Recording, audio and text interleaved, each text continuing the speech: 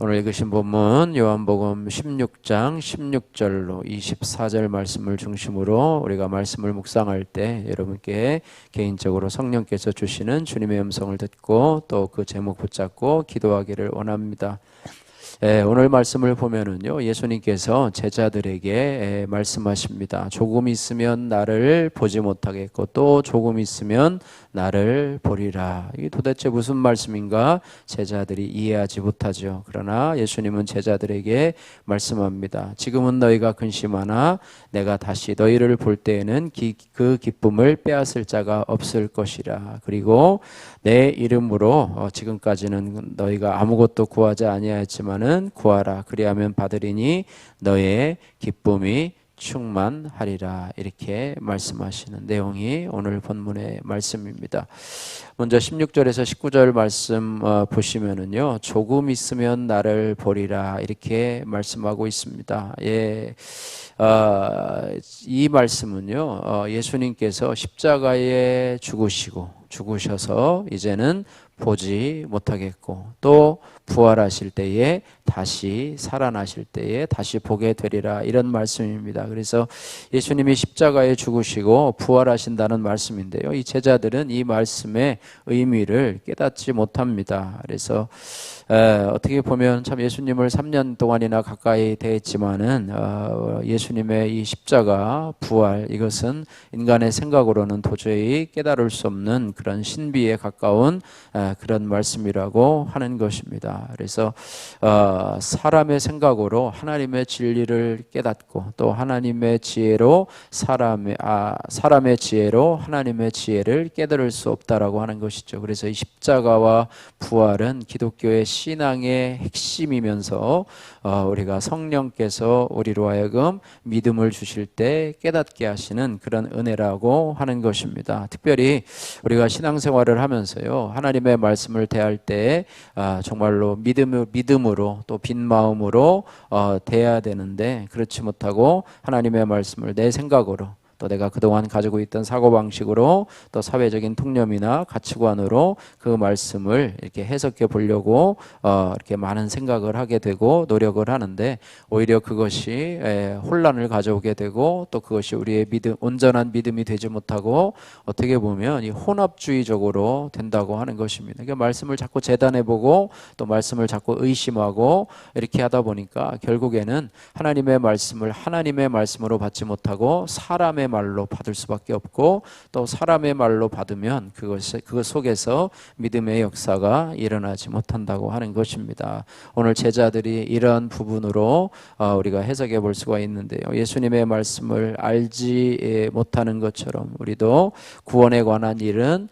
우리 어린아이와 같이 아무것도 알지 못함을 우리가 겸손히 인정하고 고백하면서 우리가 예배 시간에 나와서 말씀 들을 때마다 또 큐티하면서 또 말씀 앞에 설 때마다 주여 말씀하옵소서 내가 듣겠나이다, 이런 믿음의 고백이 저와 여러분께 있기를 소원합니다. 적용의 말씀입니다. 나는 말씀을 묵상하거나 들을 때 스스로 깨달을 수 없음을 인정하고 어린아이와 같이 성령께 깨달을 수 있기 위해서 기도합니까? 한번 돌아보시길 바라고요. 두 번째 20절에서 22절 말씀인데요, 근심이 기쁨이 되리라 이렇게 말씀하고 있습니다. 예수님은 제자들에게요, 자신의 죽음으로 인해서 이 제자들이 슬퍼할 것, 또 근심에 잠길 것을 알고 있었습니다. 그래서 요한복음 14장 1절에도 너희는 마음에 근심하지 말라, 하나님을 믿으니 또 나를 믿으라 이렇게 말씀하시고요, 여러 번이나 예수님께서는 이 제자들을 위로하시고 또 격려하시는 모습을 보게 된다고 하는 거예요. 왜 근심하고 애통하냐 하면 예수님의 이 죽음과 부활에 대해서 깨닫지 못하기 때문에 그렇습니다. 그래서 예수님은 그런 제자들에게 해산하는 여자를 비유로 들어서 고난 뒤에 숨겨진 진정한 기쁨을 말해 주고 있습니다. 20절에서 2절, 20절에서 22절 말씀 같이 한번 읽겠습니다. 내가 진실로 진실로 너희에게 이르노니 너희는 곡하고 애통하겠으나 세상은 기뻐하리라. 너희는 근심하겠으나 너희 근심이 도리어 기쁨이 되리라.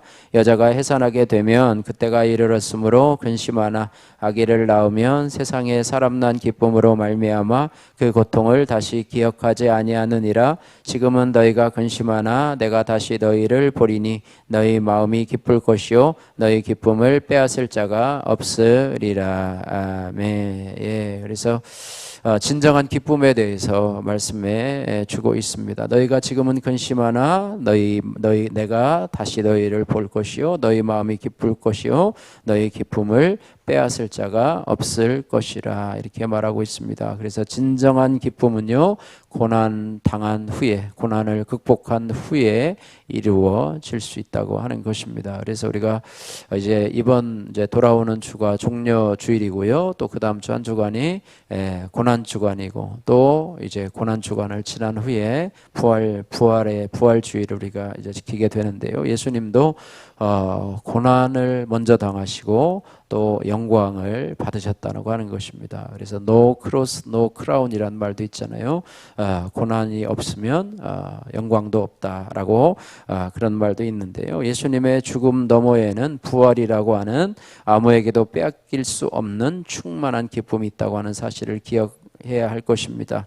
지금 내가 근심하는 일은 무엇입니까? 여러분 무엇 때문에 염려하고 두려워하고 있습니까? 주님의 약속의 말씀대로 오히려 내 근심이 기쁨이 될 줄 믿고 여러분 근심을 기도로 여러분 승화하셔서 늘 기도하시는 은혜가 있기를 주님의 이름으로 축복합니다.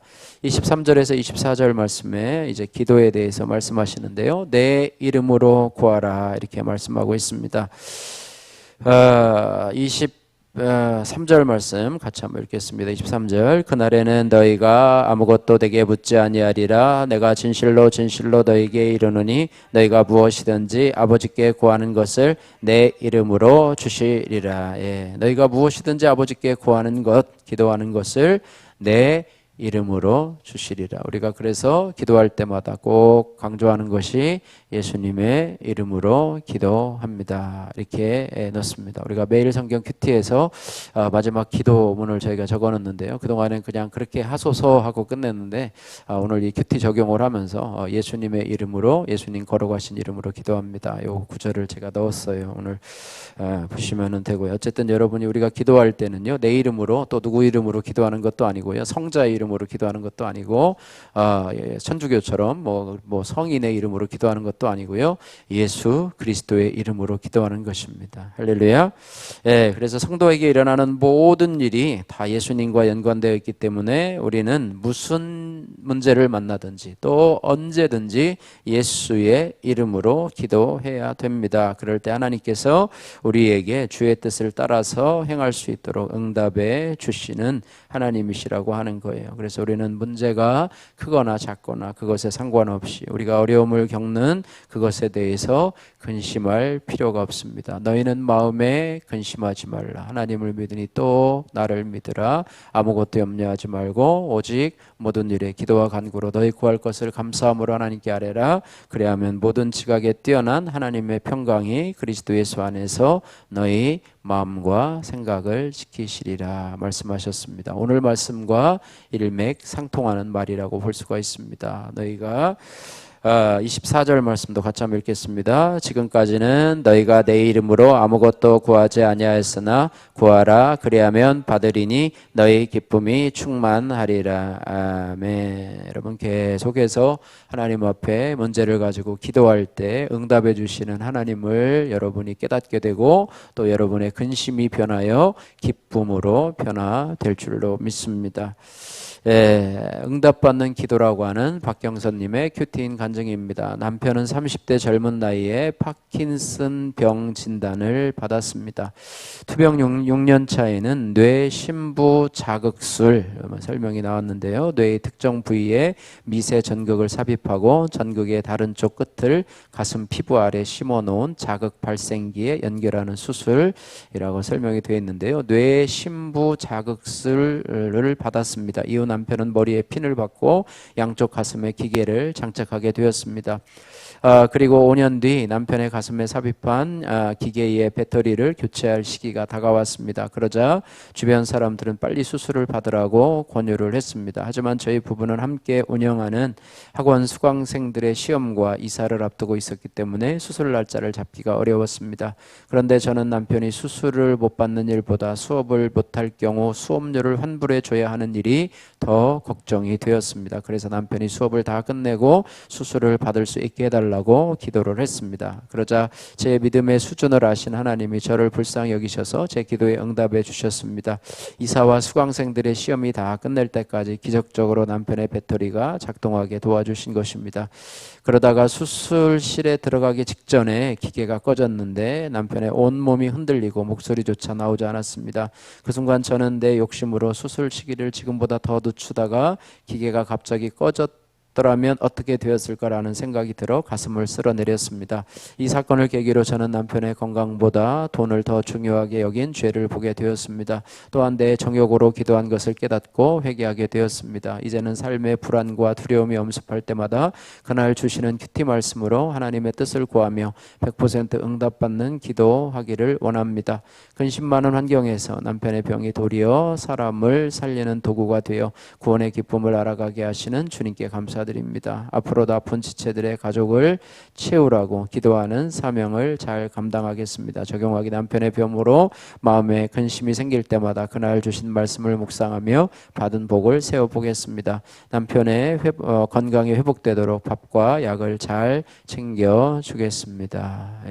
이런 기도의 제목입니다. 바라기는 저와 여러분들이 어떤 문제를 만나든 여러분 근심하지 말고 하나님 앞에 예수의 이름으로 기도함으로 응답받고 주님의 평강과 기쁨을 체험하시고 하나님께 영광 돌리는 저와 여러분들 되시기를 주님의 이름으로 축복합니다.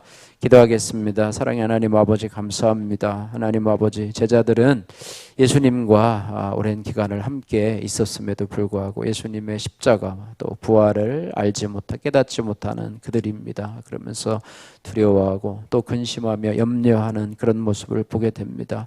하나님 우리도 이 땅을 살아가면서 제자들 못지않게 근심과 염려가 많은 이 세상을 살아가고 있습니다. 하나님 아버지 근심 많은 환경 속에서도 하나님 아버지 우리가 근심하지 않고 하나님 아버지 기쁨 충만할 수 있는 부활을 허락하신 주님을 바라보며 우리 안에 부활의 소망이 충만하게 하옵소서. 그럼에도 불구하고 눈앞에 닥친 고난만을 바라보며 원망하고 불평하는 저희들의 죄를 용서하여 주시고 오늘 우리 삶에 일어나는 모든 일이 주께 속하였음을 믿고 오늘 주시는 주님의 말씀을 따라서 순종하며 살게 하여 주옵소서. 하나님 무엇이든지 예수 이름으로 구해서 우리 안에 기쁨이 충만하게 하시겠다고 하는 주님의 약속의 말씀을 붙잡으며 우리가 늘 기도하며 염려하지 않고 하나님의 응답을 경험할 수 있는 우리 모든 성도들 될 수 있도록 은혜 베풀어 주옵소서. 예수님 걸어가신 이름으로 기도드립니다. 아멘.